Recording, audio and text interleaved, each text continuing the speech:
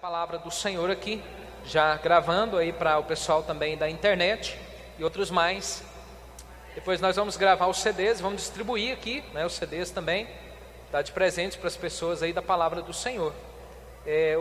Nós vamos abrir as Bíblias em Tiago, capítulo 5, versículos 16 até o 18. Tiago 5, de 16 a 18. Estamos aqui falando sobre a verdadeira religião já há um tempo, mas estamos terminando, né? A penúltima mensagem da carta de Tiago hoje, e semana que vem será a última, se Deus permitir.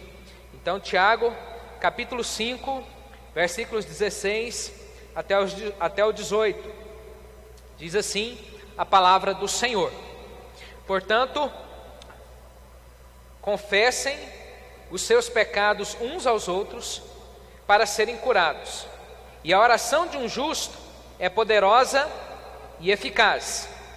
Elias era humano como nós e orou fervorosamente para que não chovesse, e não choveu sobre a terra durante 3 anos e meio.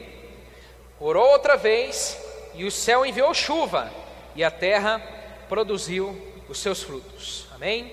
Glória a Deus. Hoje nós vamos aqui então compartilhar uma palavra com os irmãos a respeito do poder da oração, que é o título que eu coloquei ali, o poder da oração. Mas antes de adentrar a mensagem, eu quero fazer algumas considerações sobre oração, porque nós ouvimos falar em todos os cantos a respeito de oração, e ouvimos muitas frases de efeito que às vezes não tem nada a ver com oração, muitas fórmulas de oração. Se orar assim dá certo, se orar assado dá certo. Qual o meio certo? Por exemplo, a começar uma primeira consideração aqui. As pessoas são muito envolvidas com o monte, né? Nós vamos orar no monte, vamos para o monte, porque lá Deus fala conosco. E aí nós observamos que, por quê? Por que as pessoas vão para o monte? Ora, porque Jesus ia para o monte, mas Jesus também orou no meio do mar, e as pessoas não vão para o meio do mar.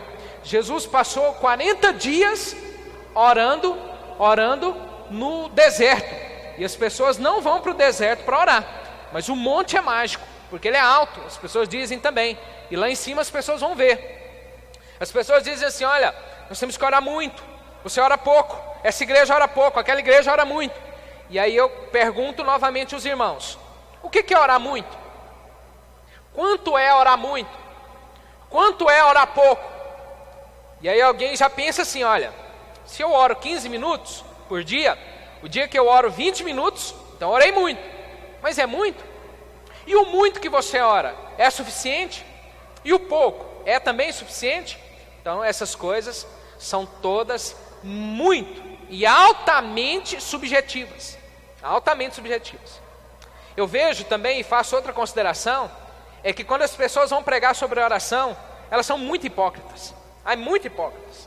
Elas começam a falar delas: olha, eu oro assim, eu oro assado, eu sou um homem de oração, ou é a mulher de oração, eu fui no monte, eu consagrei a noite inteira. E aí o povão, uó, tudo hipocrisia, porque Jesus falou para não falar para as pessoas sobre oração. Ele falou assim: quando você for orar, entra para o teu quarto e lá em secreto. Sabe por quê? Porque lá você é você mesmo. Lá suas orações não são rebuscadas. Lá você não usa verborragia nas suas orações. Lá você fala para Deus o que de fato você precisa. E é um momento de muita intimidade com Deus. Mas eu vejo muita hipocrisia quando vamos pregar sobre oração. E aqui eu não quero ser. Se alguém não me acha um homem de oração, eu não sou. Então eu não sou. Eu oro aquilo que eu acho que é o suficiente. Eu oro aquilo que eu acho que preciso. No momento que minha vida tem uma dificuldade maior, eu oro um pouco mais. Quando tem uma dificuldade menor, eu oro um pouco menos. Agora, o que a Bíblia fala para nós é orar sem cessar. Sem cessar. Não pode parar. Nós sempre temos que estar em oração. Não é porque você foi numa vigília de uma vez por mês que você vai passar o mês todo sem orar. Não é porque você foi lá no monte uma vez por mês que você vai passar o mês todo sem orar, e só lá no monte que você ora. A nossa oração é constante. Neemias foi encontrar com o rei, fez uma oração. O rei perguntou: o que você quer? Ele fez uma oração e falou o que ele queria. A oração deve ter durado o quê? 5 segundos? 10? Não sabemos. Foi um tempo rápido. A oração, irmãos, é uma coisa. E uma última consideração que eu faço antes de entrar na mensagem é que quanto mais você ora, mais humilde você é. Quando as pessoas estão arrotando que são boas demais porque oram muito, é porque não oram nada. Pelo contrário, elas não têm vida nenhuma com Deus.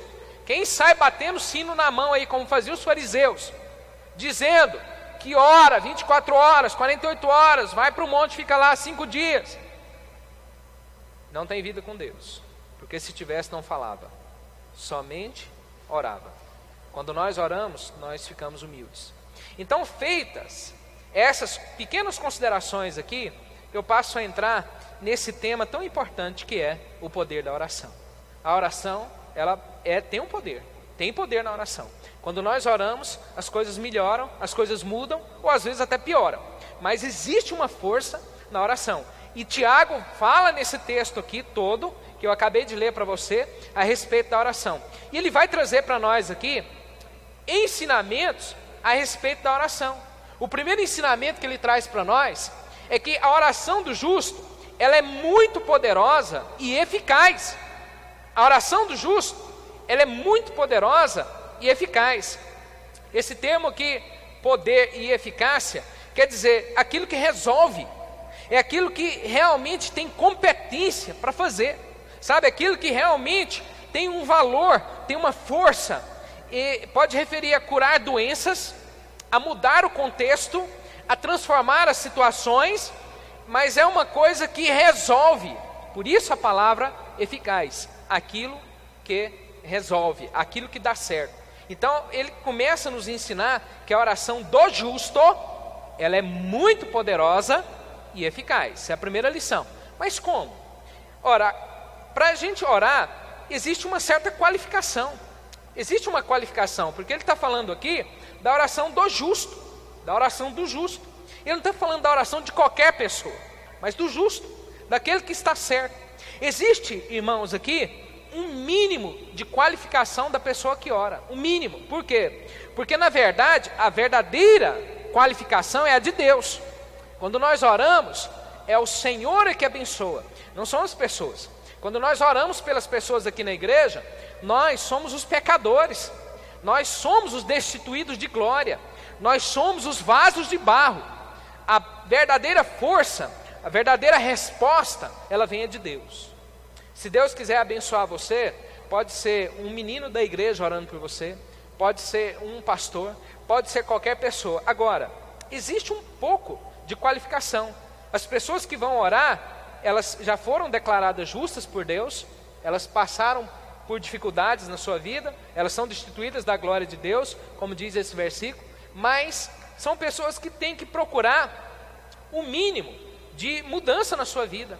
O Salmo 66, versículo 18, diz assim: se eu acalentasse o pecado no meu coração, o Senhor não me ouviria. Então, quando nós vamos orar, nós temos que procurar buscar em nós uma certa qualificação. Aqui não é para você se achar não, viu? Aqui não é para exaltar o homem não. Mas não pode ser também a pessoa dizer que ela ora para as pessoas, mas vive uma vida de pecado. Que ela é uma pessoa que está orando, mas está vivendo uma vida dupla, uma vida de desobediência à doutrina, à palavra de Deus. E Davi fala isso: se eu acalentasse o pecado, o Senhor não me ouviria. E há vários textos que mostram isso. Por exemplo, Isaías 59, versículo 2, diz assim: mas as suas maldades separam vocês do seu Deus, os seus pecados esconderam de vocês o rosto dele, por isso ele não os ouvirá. Quando nós oramos, meus irmãos, nós temos que procurar ver se estamos praticando pecado, se estamos na vida de pecado, no pecado deliberado. Pecado todos estão. A pessoa fala assim: olha, fulano morreu em pecado. Pois é, todos nós vamos morrer em pecado, porque todos nós pecamos todos os dias, e a Bíblia diz: se alguém disser que não tem pecado, esse mente. Mas existem pecados que são deliberados. Eu estou errado e não estou nem aí mesmo. Eu estou nessa vida, mas não me importo. Eu vou continuar pecando mesmo, porque a minha cabeça diz isso. São pecados deliberados, e o Senhor não pode ouvir, porque não há arrependimento. Neemias 1,6 diz assim: que os teus ouvidos estejam atentos e os teus olhos estejam abertos para ouvir a oração que o teu servo está fazendo dia e noite diante de ti, em favor dos teus servos, o povo de Israel. Confesso os pecados que nós, os israelitas, temos cometido contra ti. Sim, eu e o meu povo temos pecado contra ti.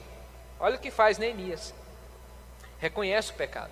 Meus irmãos, se nós vamos orar, se nós vamos orar pelas pessoas, se nós vamos orar por nós mesmos, será que não estamos vivendo uma vida de pecado que está atrapalhando a nossa ligação com o Senhor? É a Bíblia que mostra.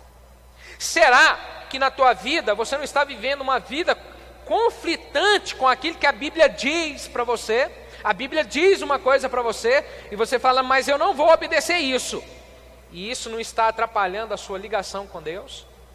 Segundo Crônicas 7,14 diz assim: se o meu povo, que se chama pelo meu nome, se humilhar e orar e buscar a minha face e se afastar dos seus maus caminhos, dos céus eu os ouvirei, perdoarei o seu pecado e curarei a sua terra. Amém? Irmãos, a oração ela é ouvida a partir do arrependimento. Não adianta gritar, não adianta subir no monte mais alto de Goiânia, ou de onde você morar. Não adianta a pessoa passar 5 dias sem comer nada, sem beber água. Não adianta se ela acalenta o pecado no coração dela, se ela está mantendo o pecado no seu coração, se ela está em constante desobediência à palavra de Deus, aquilo que a Bíblia ensina. Não adianta. Deus não ouve gritaria, Deus ouve coração quebrantado. É isso que a Bíblia diz. Nós temos que fazer como Davi. Salmo 139, versículo 24, ele fala assim: vê se há em minha conduta algo que te ofende e dirige-me pelo caminho eterno. A oração, irmãos, ela tem que ter um mínimo de justeza. Tem que haver um pouquinho de justiça no nosso coração. E qual é a justiça? Reconhecer que estamos em constante e conflitante pecado contra Deus e contra as pessoas. E aí quando nós reconhecemos isso, então Deus ouve, Deus passa a ouvir. Isso é uma das coisas que nós temos que aprender. Em segundo lugar, nós vemos também que a oração do justo, ela é tão poderosa como Deus a quem oramos. Nenhum poder, irmãos, é inerente na oração. Não é a oração que ela é poderosa, mas ela se torna poderosa por quê? Porque é com a oração que nós contactamos o Rei do Universo. É através da oração que nós fazemos o ponto de encontro com o Deus Todo-Poderoso. É através da oração que nós chegamos até Deus. Ora, se Deus é capaz de fazer qualquer coisa, então a oração também é capaz de fazer qualquer coisa. Leia aqui comigo. A oração pode fazer qualquer coisa que Deus pode fazer. É isso. Porque é através da oração que eu encosto em Deus. É através da oração que eu me aproximo de Deus. Deus, Ele nesse momento é o ser transcendente, é o ser grandioso, é o ser maior do universo, que encontra com o ser menor, com a criatura mais pequena, com a coisa mais simples desse mundo, que é o homem. Então Ele faz um encaixe com ele através da oração. Através da oração. Então a oração ela é poderosa por isso, irmãos, porque ela fala com Deus. A oração não é poderosa porque ela é minha oração, e nem porque ela é sua oração, e nem porque você usa palavras difíceis, nada disso. E eu digo uma coisa para você: use palavras simples para orar, porque Deus é simples. As pessoas que estão à nossa volta são simples, né? Certa vez estava observando alguém orar, aí a pessoa falou assim: Senhor, genuflexamos aqui os nossos joelhos diante do Senhor, que é dobrar o joelho. Genuflexar, genus no grego, joelho, genuflexar. Então para quê? Sabe? A oração, nós já sabemos, nós somos nada. Deus é que é tudo. E quando esse ser pequeno encontra com o ser gigante, através da oração, muita coisa pode acontecer. Mas é através da oração, amém? É através da oração. Mas às vezes nós falamos assim: pastor, mas a oração ela é poderosa, mas por que Deus não me responde? Eu vejo algumas coisas. Em primeiro lugar, às vezes Deus ele retarda a resposta. Deus ele retarda a resposta. Não era para ser agora. Você está orando por uma coisa que você quer agora, mas Deus vai dar daqui a pouco. Você quer que seja agora, mas Deus vai dar daqui a pouco. E por quê? Para mantermos humilde, para nos manter em humildade e independência do Senhor. Paulo certa vez orou: Senhor, meus olhos, tem problemas aqui, eu tenho dificuldades. Ele orou e foram 3 tentativas e Deus não respondeu para ele. Nesse momento, Deus não respondeu. Às vezes Deus responde não. E nós pensamos assim, mas por quê? Por que o Senhor responde não? Porque Deus não tem que dar explicação para ninguém. Se você está aqui nessa igreja ou em qualquer outro lugar, está assistindo essa palavra e está pensando assim, Deus tem que me responder, você está enganado. Você está inteiramente enganado. Deus não tem que dar resposta para ninguém. Deus, Ele é o ser maior. Nós aqui somos os seres menores. Nós é que pedimos para Deus. Às vezes as pessoas passam por alguma luta e falam assim, lá na glória nós vamos saber. E eu fico pensando, e se Deus não quiser contar nem lá na glória? Ele é obrigado? Deus tem a obrigação, irmãos, de nos dar a resposta? Não. Nós aqui somos dependentes. Se você está assistindo TV por aí e vendo gente falar por aí, olha, determina que Deus faz, eu falo e Deus responde, eu não aceito isso na minha vida, meu irmão, isso não é bíblico, tá? Você está enganado. Se você acreditar nessas coisas, você vai para o inferno igual essas pessoas. Porque Deus, Ele não é um boneco nosso, Deus não é um garçom nosso, Deus não é um empregado nosso. Deus, Ele é Deus, esse é o nome dEle, é Deus, Ele é Senhor. Nós, irmãos, é que somos os garçons de Deus. Nós é que levamos a nossa petição ao Senhor. E Deus, Ele vai responder se Ele quiser. E Ele vai dar se Ele quiser dar. E eu me lembro aqui dos amigos de Daniel, se a pessoa está achando assim que manda em Deus, que os amigos de Daniel, quando o rei Nabucodonosor falou assim, se curva diante dessa estátua, ou eu vou mandar queimar vocês, e eu quero ver qual será o Deus que vai me livrar, vai livrar vocês das minhas mãos. E o que eles disseram? Rei, fica sabendo, que se Deus quiser nos livrar, Ele livrará, mas se não, nós vamos para lá do mesmo jeito. Se Deus quisesse que eles queimassem ali, eles iriam queimar, porque eles não sabiam qual era a vontade de Deus. Você sabe? Quando João Batista foi preso, lá por Herodes, e talvez os discípulos ali começaram a orar, qual foi a oração deles? Senhor, liberta João Batista. Se tivesse uma igreja como essa orando por João Batista, qual seria a oração dessa igreja por João Batista? Senhor, liberta nosso irmão, tira João Batista das garras de Herodes. E qual foi a vontade de Deus?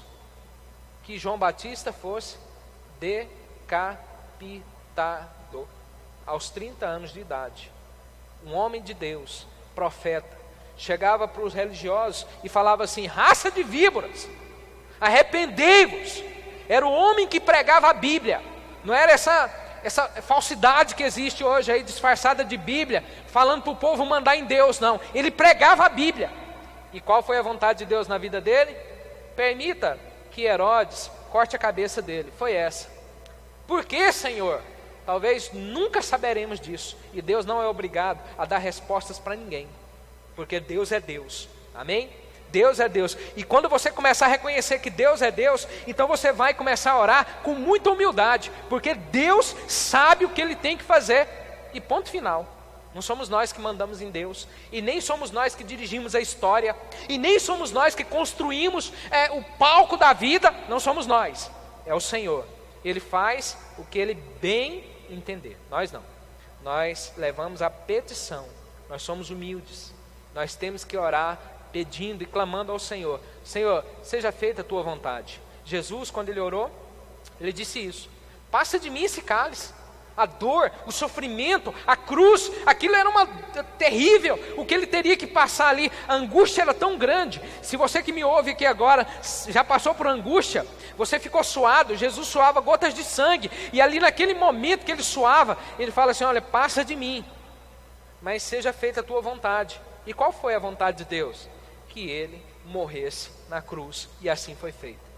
Nós não sabemos, irmãos, por que desastres acontecem, por que surgem vírus como o ebola, por que acontece um terremoto lá no Nepal e mata as crianças, por quê, e por quê, e por quê, tanta coisa.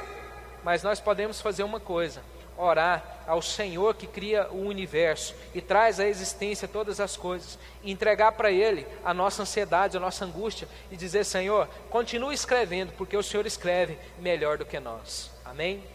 O Senhor escreve melhor do que nós. Mas tem um outro desdobramento. A oração, ela está disponível para todo crente justo, em todo tempo e todo lugar. O poder da oração, meus irmãos, ela não se limita aos edifícios, à igreja. Eu tenho que ir na igreja para orar. Eu não tenho que ir no monte para orar.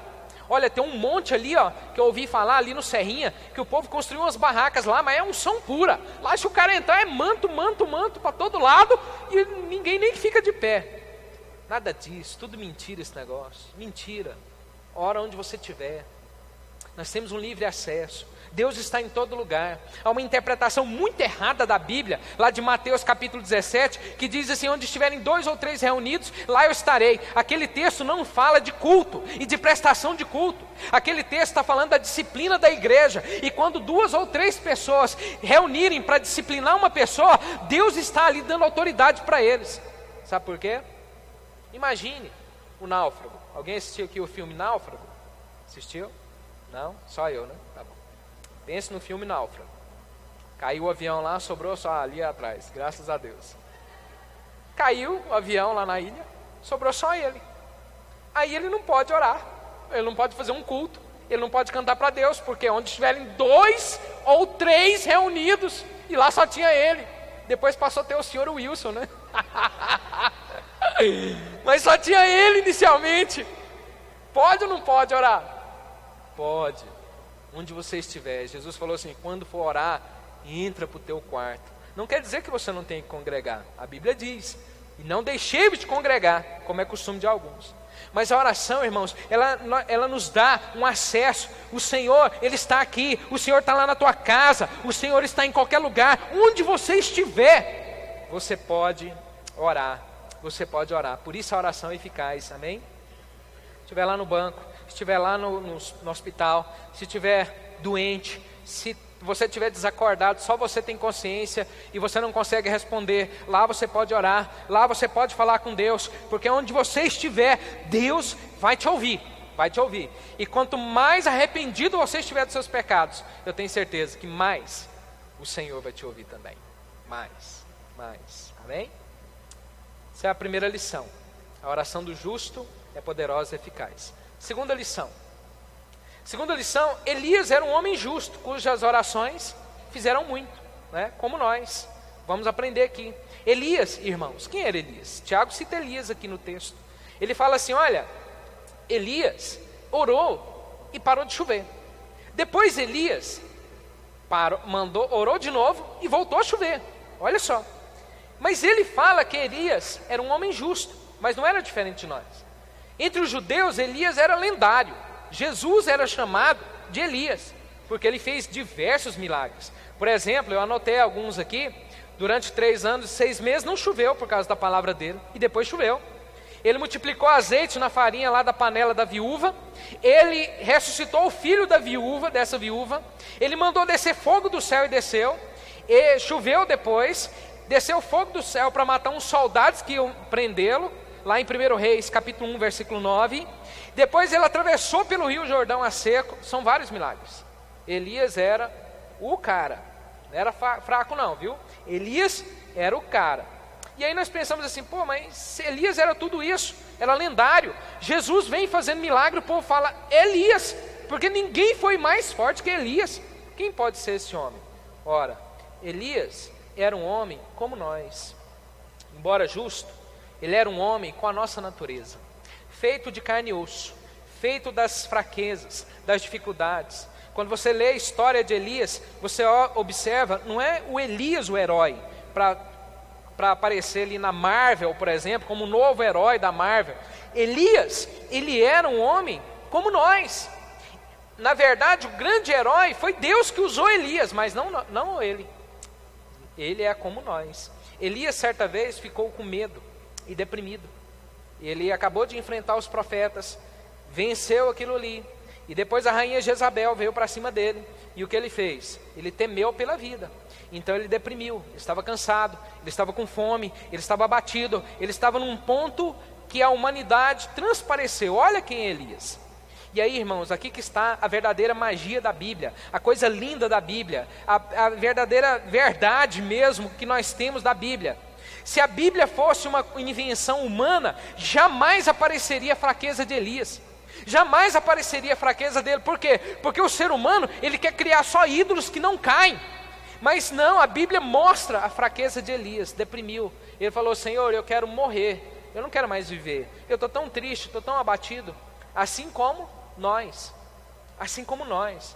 De vez em quando, irmãos, os problemas abatem a nossa vida. Eles sobrevêm a nós, eles nos esmagam a tal ponto que nós falamos assim: eu prefiro morrer. E se um dia você disse isso ou pensou isso, você é tão humano quanto era Elias. Você é um homem, você é uma mulher com tanta fraqueza, com tanta dificuldade como é Elias. Como esse homem foi, você passa por tantos altos e baixos como esse homem. Mas esse homem orou a Deus e Deus o levantou. Assim como você também, quando passa pelas suas lutas, você deve aproximar de Deus, você deve chegar até Ele e você deve orar, falar com Deus. A oração, ela não é com o homem, ela é com Deus. Ela é com Deus, nós falamos com Deus, com o nosso Deus. E quando nós falamos, Deus nos levanta, Deus nos abençoa. Amém? Elias, irmãos, um outro desdobramento que eu percebo aqui, foi um homem que viveu em tempos de muita impiedade. Mas as suas orações, elas afetaram toda a nação. Na época de Elias, o rei era o rei Acabe. Ele tinha dado uma baixa espiritual em Israel tremenda, porque ele se casou com Jezabel, que era uma rainha de outros deuses, que adorava outros deuses, e trouxe a adoração de Baal para a terra, e aquilo virou a verdadeira religião daquele lugar. Ela acabou com os profetas, alguns tiveram que se esconder. Ela acabou com o reino. Acabe acabou com o reino. Por isso o nome dele é Acabe, né? Lá em 1 Reis 16:33 diz assim: fez também um poste sagrado. Ele provocou a ira do Senhor, o Deus de Israel, mais do que todos os reis de Israel antes dele. Quem era Acabe? Era o cara terrível. E Elias estava nesse contexto. Às vezes nós pensamos assim: olha, hoje nós vivemos numa época muito difícil. Qual época foi fácil? Perguntam os irmãos. Qual época não foi difícil? Pastor, está difícil até de orar, porque nós estamos num tempo assim muito complicado. Olha, o povo não quer nada com Deus. O povo, eles estão longe de Deus. Eles só querem o prazer, só quer beber, só quer fumar, só quer usar drogas, só quer festa, só quer bagunça. O povo não quer saber de Deus. E nessa época aqui, o povo queria? Nessa época aqui, o povo estava próximo de Deus? Não. O povo estava idolatrando, o povo tinha se afastado do Senhor. O povo tinha um Deus em Israel chamado Baal. Era esse o momento. Os profetas do Senhor, eles tinham que viver escondidos. Tanto que Elias fala assim: olha, só sobrou eu. Aí Deus fala assim: não, peraí, que tem mais, tem um remanescente aí, ó, tem uma turma aí, não foi só você não, meu amigo. Mas era um tempo difícil, um tempo de muita luta, assim como nós vivemos hoje, um tempo de crise. A crise financeira que assola o nosso país, que nem começou, está só o primeiro começo dela, vai ser pior. Nós estamos vivendo uma crise moral e ética dos políticos, que somos nós, porque os políticos saem de nós. Nós estamos vivendo crises graves na família, na igreja, em todos os lugares, em todos os aspectos. Uma violência terrível nessa cidade aqui, em todas as outras cidades também. O uso de drogas desenfreado. Mas eu digo uma coisa para vocês, irmãos: a oração continua sendo a mesma, porque Deus é o mesmo. Amém? Deus é o mesmo. Nós podemos orar. Quando Elias orou, ele orou ali naquele lugar e Deus respondeu às orações dele. Deus respondeu às orações matando ali os profetas de Baal. Deus respondeu às orações mandando fogo. Deus respondeu às orações cortando a chuva, depois mandando a chuva. Deus ouviu a oração dele.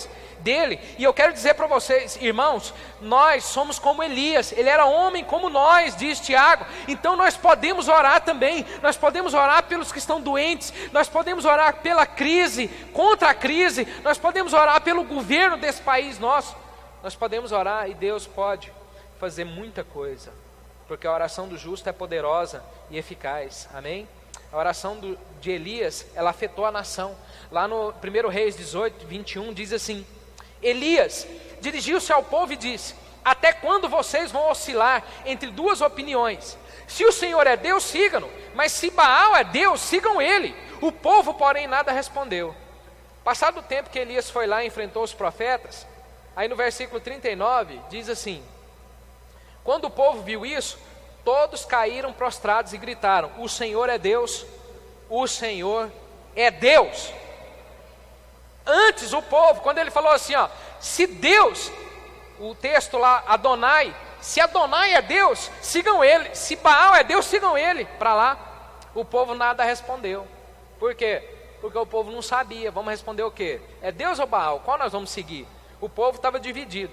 Divisão já é um sinal que o povo não estava com Deus. Porque se estivesse com Deus, eles seguiriam Deus, o Senhor. Mas como eles estavam ali na dúvida, será que é Baal? Será que é Deus? Será qual dos dois que nós seguimos? Na verdade, eles já não estavam com Deus. Bem longe eles estavam de Deus. Quando você tem dúvida se é para você vir para a igreja, se é para você servir a Deus, se é para você andar no caminho de Deus ou não, você já está longe de Deus. Você já não está servindo a Deus. E quando Elias orou e Deus respondeu, sabe o que aconteceu? Aí aconteceu isso aqui, ó. O povo prostrou e falou assim, ó, ah, o Senhor é Deus. Agora sim, agora o povo estava com Deus. Sabe por quê? Porque um justo orou. Nós temos que orar, irmãos. Essa igreja tem que orar. O povo vai saber que existe um Deus. O povo vai falar assim, olha, eu tenho que sair dessa indiferença minha e começar a andar no caminho de Deus, obedecer a doutrina, servir ao Senhor, fazer missões, fazer o trabalho que Deus confia a mim. Eu tenho que começar a andar na presença do Senhor. Eu tenho que sair dessa vida medíocre. Eu tenho que sair dessa vida de pecado. Eu tenho que começar a andar no caminho de Deus. Essa minha família tem que começar a andar no caminho de Deus. Essa igreja tem que mudar. Esse país tem que mudar. Essa cidade tem que mudar. E tem que mudar, irmãos, é mudar mesmo. Não é o povo travesti de evangélico, não. Não é o povo falar assim, olha, as igrejas estão lotadas, é evangélico para todo lado. 60% da população é evangélica. Mas o consumo de drogas aumenta, a criminalidade aumenta, o governo não tem dinheiro para construir presídios mais para jovens. Aonde que está a transformação? Aonde que está a mudança? Não adianta, irmãos, travesti de evangélico. Não adianta a pessoa falar assim, sou evangélico, canto música gospel. Adianta nada isso aí, ó. É religioso igual se fosse católico, igual se fosse um bandista, igual se fosse qualquer outra religião. A religião não muda as pessoas. Mas se as pessoas orarem, eu acredito que haverá uma diferença. Aí o povo vai falar assim, ó, o Senhor é Deus. Como aqui, ó, como aqui. Elias, irmãos, eu vejo mais um desdobramento. Elias podia orar como ele fez, sabe por quê? Porque ele conhecia a Deus, só isso. Elias não era o queridinho de Deus. Certa feita aí, um pregador famoso, desses que pregam lá no Gideões da última hora, criou uma doutrina, e as pessoas começaram a propagar nas igrejas pentecostais, neopentecostais, a respeito dos queridinhos de Deus.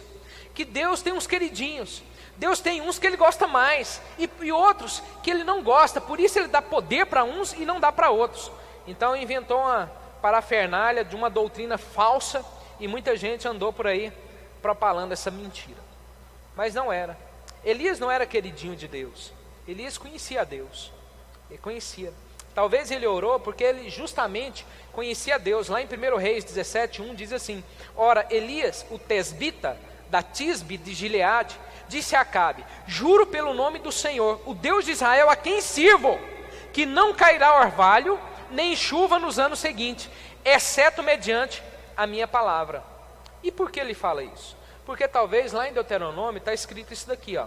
Por isso, tenham cuidado para não serem enganados e levados a desviar-se para adorar outros deuses e a prostrar-se perante eles. Caso contrário, a ira do Senhor se acenderá contra vocês, e Ele fechará o céu para que não chova, para que a terra nada produza, e assim vocês logo desaparecerão da boa terra que o Senhor lhes está dando. Deus falou, lá em Deuteronômio, que quando o povo adorasse outros deuses, Ele cerraria a chuva. Elias sabia disso, talvez por isso ele falou aquela palavra. Eu pergunto para os irmãos, nesse momento, que o Brasil, que nunca se imaginou faltar água, que agora falta água, agora não está vendo muita reclamação não, espera lá para setembro para vocês verem, o nível lá da Cantareira já está naquele reservatório, agora que acabou a chuva, imagina lá para outubro. O ano passado, bairros aqui de Goiânia ficaram 5 dias sem água, deixa para lá para ver. O que vai acontecer? Será que esse momento que acabaram as chuvas, né? Por quê? Será que é questão de clima, mesmo que o povo corta a árvore? Será que essa é a única resposta? Será que Deus não está irado com a nação? Será que Deus não está irado com esse país nosso? Com a nossa conduta? Será que Deus não se irou conosco? Elias, provavelmente sabendo disso, ele fala: olha, Acabe, você levou Israel inteiro para adorar Baal, não vai chover agora. Meus irmãos, 3 anos sem chuva é para matar todo mundo de fome, é para acabar toda a plantação. O povo desespera, é uma loucura. Caindo pouca chuva, o povo está desesperado.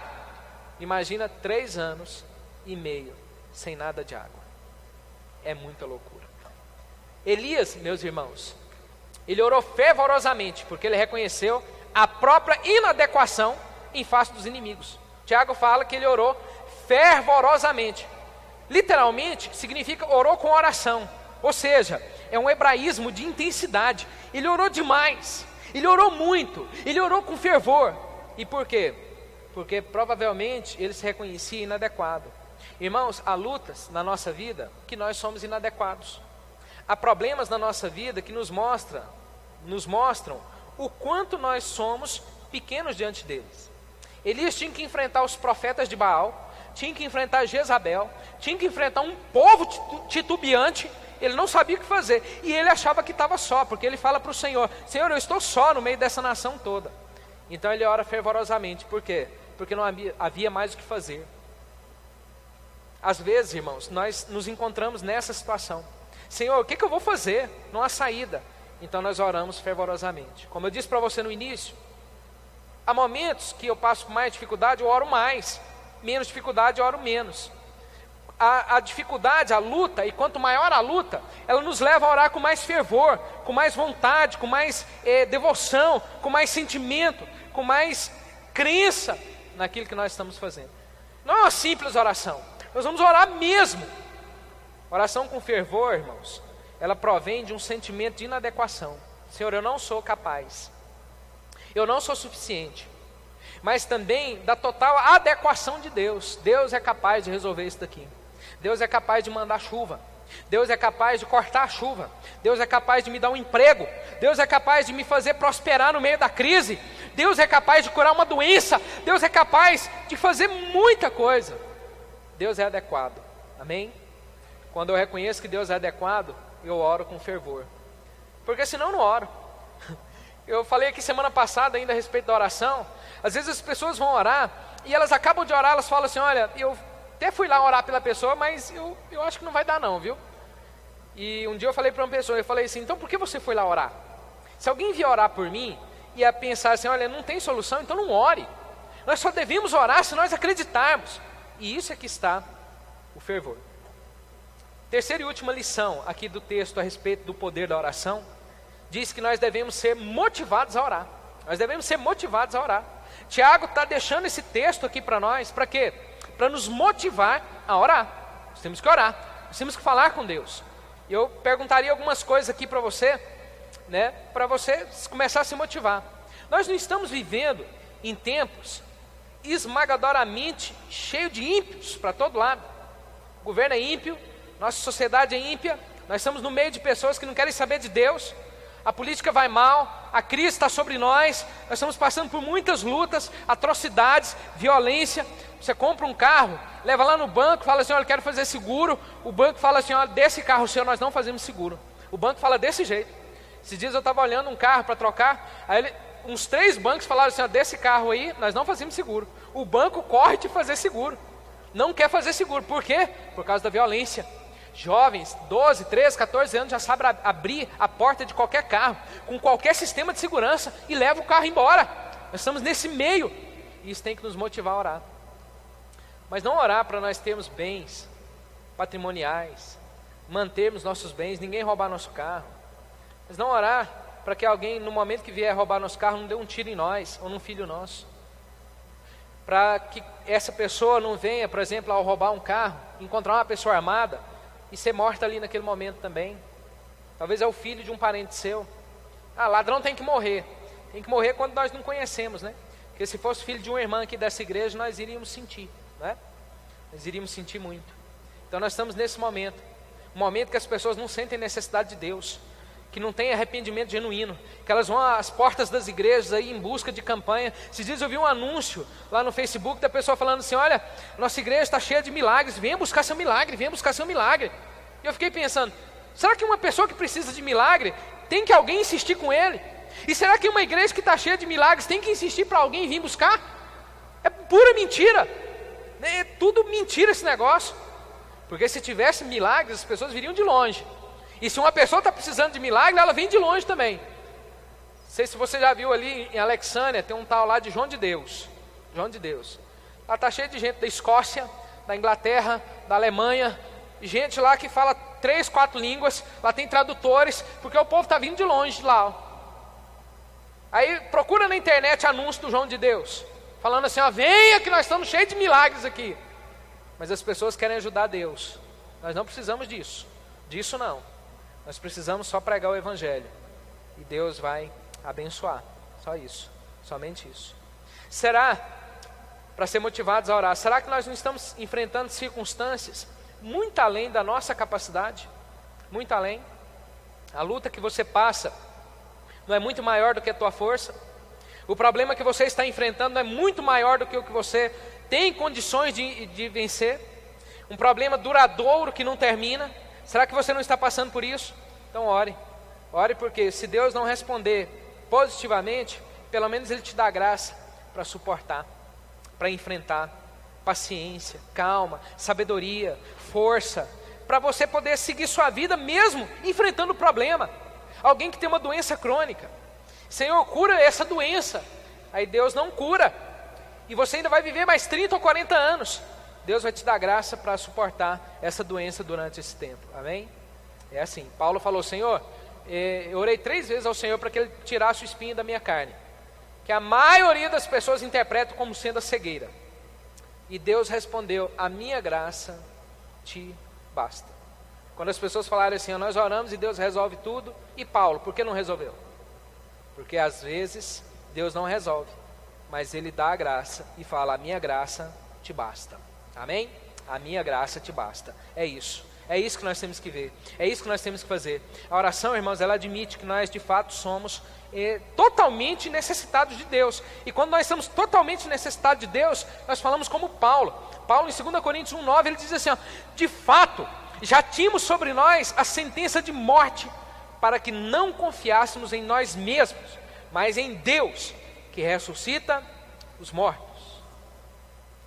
Deus que ressuscita os mortos. Na minha devocional, lá no texto de Abraão, texto de Gênesis, que fala de Abraão pega Isaac e vai lá para oferecer ele como em holocausto. Aí ele deixa os servos e fala assim, nós iremos e voltaremos. Muita fé, né? Ele sabia que Deus tinha poder para ressuscitar dos mortos. No caminho, até chegar lá, Isaac fala para ele assim, pai, está aqui o fogo, a lenha, mas onde está o cordeiro? E aí Abraão fala para ele assim, o Senhor proverá. Deus proverá. Jeová Jireh. Deus proverá. Quero dizer para você nessa noite, se você crê em Deus, Deus proverá. Amém? Ore. Eu vou orar aqui, o que vai acontecer? Deus proverá. Deus vai fazer o que tem que fazer. Deus vai fazer o que deve fazer. Ele vai curar a enfermidade? Eu não sei. Mas se Ele não curar, Ele vai dar graça para a pessoa suportar. Mas Ele pode também curar. E Ele vai resolver essa situação? Eu não sei. Mas ainda que a situação traga muita dor para você, Deus vai dar graça para você suportar e continuar a tua vida. É assim. Deus proverá. Amém? Vamos orar? Vamos ficar de pé.